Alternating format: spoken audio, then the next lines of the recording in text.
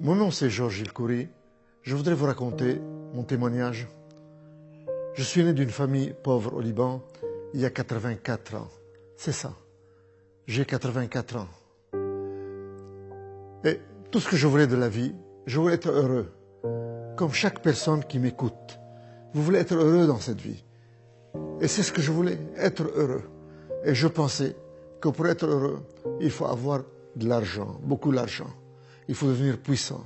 Et il faut goûter à tous les plaisirs de la vie. Et je pensais que le meilleur plaisir était le plaisir des relations sexuelles. Alors comme je m'étais marié jeune, au Liban, et j'ai eu quatre enfants, mais je tenais absolument à être heureux. Alors que faire? Vous savez qu'est-ce que j'ai fait? J'ai quitté mes enfants, j'ai abandonné mes 4 enfants petits. J'ai quitté ma femme, j'ai quitté le Liban et j'ai divorcé.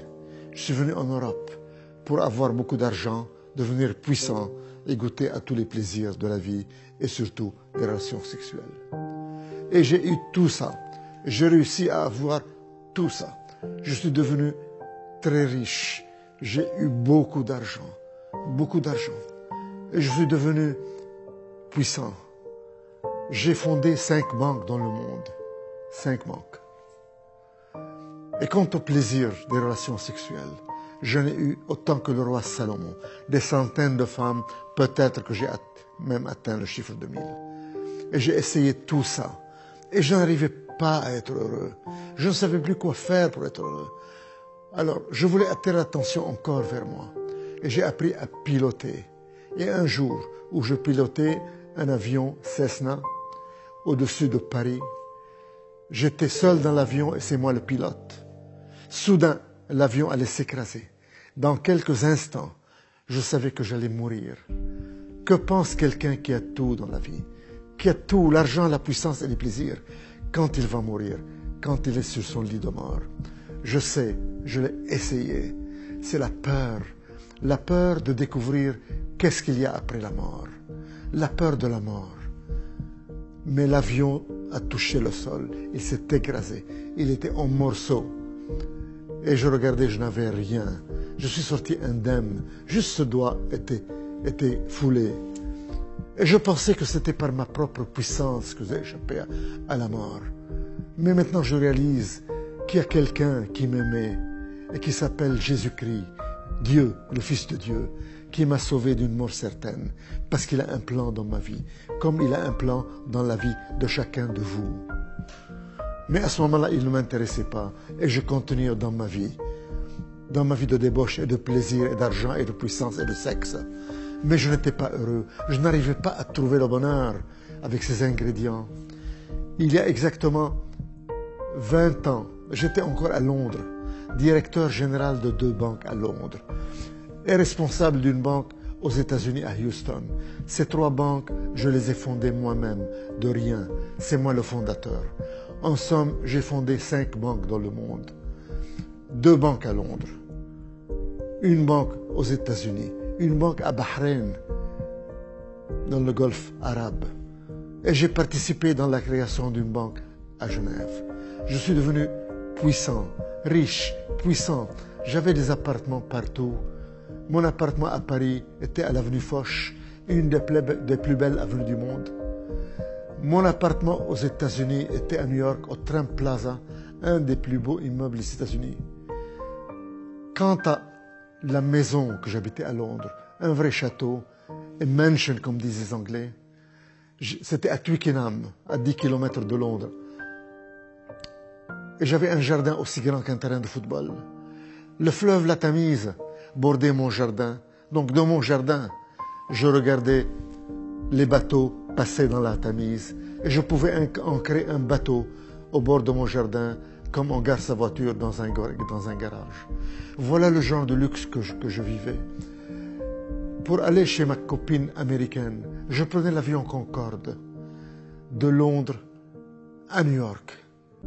J'allais souvent et quand l'avion atterrissait à l'aéroport John Kennedy de New York, il y aurait un hélicoptère qui m'attendait. Je descendais de l'avion, je prenais l'hélicoptère et l'hélicoptère m'amenait juste devant mon appartement au Trump Plaza à New York. Voilà le luxe dans lequel je vivais. Je vous donne encore un exemple de luxe. Le premier ministre du Royaume-Uni, il s'appelait John Major. Il m'invitait à un banquet annuel de banquiers, pour un dîner pour des banquiers. Et je me rappelle, je recevais l'invitation et je déclinais l'invitation du Premier ministre. Je n'étais pas intéressé par le Premier ministre. Je n'étais intéressé que pour moi-même, par mon plaisir, par mon argent, par mon luxe. Tout ça pour être heureux, mais je n'étais pas heureux. Je n'arrivais pas à trouver ce bonheur. Il y a beaucoup d'hommes d'affaires qui nous écoutent. Et je leur dis, ou des femmes d'affaires, vous savez de quoi je parle. Vous avez tout, l'argent, la puissance, les plaisirs, mais vous n'êtes pas heureux. Il y a un vide ici que vous n'arrivez pas à remplir avec la puissance et l'argent et le sexe. Et vous cherchez et vous ne trouvez pas. Moi, j'ai trouvé avec quoi je dois remplir ce vide. En somme, ce n'est pas quoi, ce n'est pas quelque chose, c'est quelqu'un. Et son nom est Jésus-Christ. C'est lui seul, quand il vient dans votre vie, il vient et vous comble ce vide et vous donne la joie et la paix et la satisfaction. Quant à moi, à ce moment-là, il ne m'intéressait pas et je cherchais toujours à être heureux par l'argent, par la puissance, par les relations sexuelles. Mais un jour, chers téléspectateurs, j'ai eu un gros problème. J'étais sujet à un chantage terrible. J'étais sujet à un chantage par une femme qui voulait me détruire, qui m'accusait de harcèlement sexuel et qui allait tout dévoiler. Et j'allais tout perdre, ma position, mes rentrées, mes femmes, mes copines, tout était perdu. Ça aurait été un scandale à Londres. J'étais patron de 2 banques à Londres, un homme connu, un grand financier. Et le scandale aurait éclaté le lendemain et j'aurais tout perdu. Et quelqu'un m'a parlé de Jésus-Christ qui peut résoudre mon problème.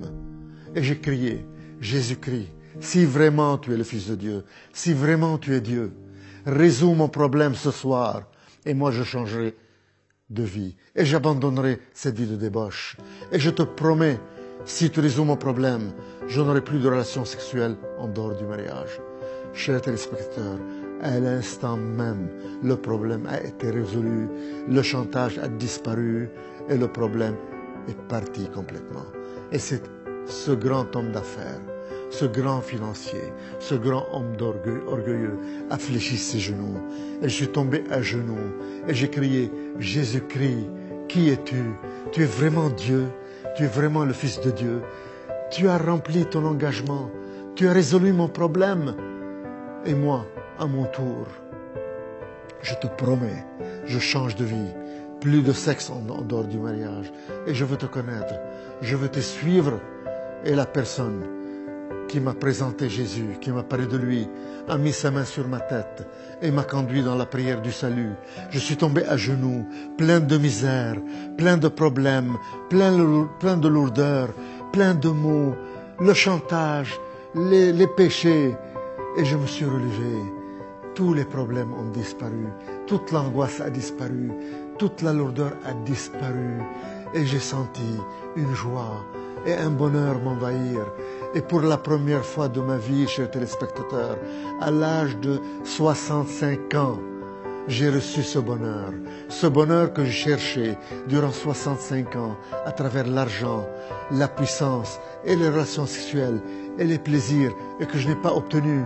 Je viens de l'obtenir gratuitement à l'instant où j'ai reçu Jésus-Christ de Nazareth. J'étais tout étonné, je n'étais plus le même homme. J'ai senti que mon cœur de pierre a été enlevé et remplacé par un cœur de chair, par un cœur de chair. Tout était différent. J'ai remarqué que le ciel était bleu. J'ai remarqué que le jardin était vert avec le gazon. J'étais différent. Mon cœur de pierre a été enlevé et remplacé par un cœur de chair. Alors je me suis tourné vers cette personne qui m'a parlé de Jésus et je lui dis, mais qu'est-ce qui m'arrive? Je ne suis plus la même personne. Qu'est-ce qui m'arrive? Et il me dit, Tu es né de nouveau. C'est ça la nouvelle naissance. C'est ça la relation avec Jésus-Christ.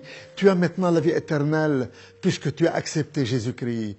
Chers téléspectateurs, ma vie a changé à partir de ce moment-là. Et je suis devenu un homme différent. Je ne peux plus mentir. Je ne peux plus tricher. Je ne peux plus que faire du bien. Et j'ai voulu à ce moment-là me marier pour avoir une vie en règle, pour avoir des relations sexuelles dans le mariage. Et j'ai supplié le Seigneur pour qu'il me montre qui il veut que j'épouse. Et je voulais que j'épouse une de mes anciennes amies. Mais dans un moment de désespoir où j'ai crié, Seigneur, il me faut une femme, trouve-moi une femme. Je lui ai dit, je vais ouvrir maintenant la Bible. Et montre-moi dans ta parole, dans la Bible, qui tu vas me donner comme épouse. Et j'ouvre la Bible. Et je tombe sur Malachie 2,14. Et je commence à lire. Vous dites pourquoi? Parce que le Seigneur a été témoin entre toi et la femme de ta jeunesse que tu as trahi. Et le Seigneur a été témoin de votre mariage. Et il ajoute, ne trahissez pas la femme de votre jeunesse, car moi, le Seigneur, le Dieu d'Israël, je hais les divorces. Et j'entends au fond de mon cœur, retourne à la femme de ta jeunesse, la mère de tes 4 enfants, que tu as abandonnée et divorcée il y a 31 ans. Chers téléspectateurs, après 31 ans de divorce et de séparation avec la mère de mes 4 enfants, j'ai obéi Dieu et je suis retourné à ma femme, à la mère de mes 4 enfants, à la femme de ma jeunesse, et je l'ai épousée après 31 ans de séparation et de divorce. Voilà ce que le Seigneur a fait dans mon cœur et le travail qu'il a effectué dans mon cœur. Et il m'a rendu les années que le diable a volées. Mes 4 enfants m'ont pardonné. Ils sont tous à côté de moi et m'entourent eux-mêmes. J'ai 9 enfants, 9 petits-enfants qui m'aiment. Ils me font la surprise de m'apporter le café au lit. Le Seigneur m'a rendu les années que le diable a volées, comme il veut rendre à chacun de vous les années que le diable a volées. Chers téléspectateurs, ce que j'ai reçu de Jésus-Christ, vous pouvez l'avoir vous-même. Il vous suffit de lui demander. Dites-lui, ouvrez votre cœur et dites-lui, si c'est vrai que tu es puissant, si c'est vrai que tu es Dieu, si c'est vrai que tu es le Fils de Dieu, touche-moi, rends-moi les années que le diable a volées, change ma vie, subviens à mes besoins, montre-toi à moi, donne-moi ce bonheur que je cherche toute ma vie, que je ne trouve pas. Viens dans mon cœur, je te donne ma vie, sois mon Seigneur et mon Sauveur, je vais te servir. Donne-moi la vie éternelle, pardonne mes péchés. Mes frères et mes sœurs, si vous lui ouvrez votre cœur de cette façon et vous lui parlez ainsi, sachez qu'il vous a déjà touché et que votre vie ne sera jamais la même. Sachez que vous êtes né de nouveau, que votre passé a été pardonné et oublié et que vous commencez une nouvelle vie, un nouveau départ avec Jésus-Christ dans une vie de bonheur et de joie, et que vous allez hériter le royaume des cieux, et que vous êtes sauvés, et que vous n'allez plus mourir. Un jour, vous fermerez les yeux, mais vous ne mourrez plus, vous continuez à vivre. Immédiatement, vous passerez en présence de Jésus-Christ au ciel pour l'éternité. Gloire à toi, Seigneur. Seigneur, donne-leur ce que tu m'as donné. Seigneur, enlève le voile qui couvre leur visage. Montre-toi à eux et donne-leur le salut, Seigneur. Qu'ils te découvrent, Seigneur. Qu'ils te servent, Seigneur. Gloire à toi, Seigneur, Roi des rois et Seigneur des seigneurs. Je te donne la gloire d'avoir changé ma vie et de m'avoir rendu les années que le diable a volées, de m'avoir rendu tout ce que le diable m'a volé et de m'avoir donné cette joie et ce bonheur indescriptible. Tu m'as enlevé la peur de la mort, car je sais que je ne mourrai plus, mais que je vis déjà dans l'éternité avec toi, Roi des rois et Seigneur des seigneurs. Amen.